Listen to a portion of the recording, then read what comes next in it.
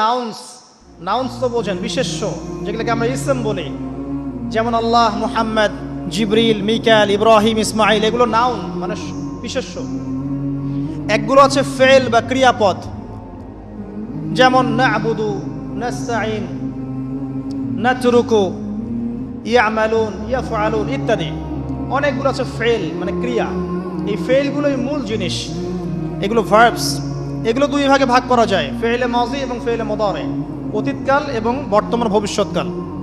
আরেকগুলো আছে হরফ বা অব্যয়, এগুলোকে আমরা ইংরেজিতে বলি প্রোনাউন্স বা প্রিপোজিশন বা কনজাংশন, ইন্টারজেকশন। এগুলো সব কিছু মিলেই হরফ। এই অল্প কিছু শব্দ থেকে কোরআনের ৭৮,০০০ শব্দ বের হয়েছে।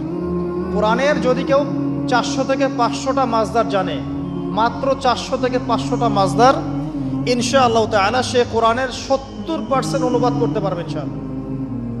কথা কি বুঝতে পারছেন? হয়তো কিছু বুঝতে পারছেন না।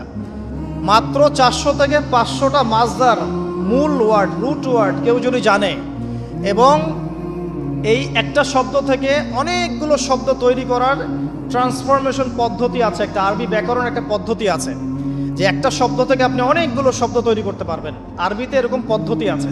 এই পদ্ধতিটা যদি সে জানে এবং এই সিনোনিমসগুলো, ভোকাবুলারিগুলো মনে রাখতে পারে, মাজদারগুলো মনে রাখতে পারে, ইসিমগুলো মনে রাখতে পারে, হরফের ব্যবহারগুলো জানে, সে ইনশাআল্লাহ তাআলা অল্প সময়ের মধ্যে ৭০% কোরআনের অনুবাদ করতে পারবে ইনশাআল্লাহ।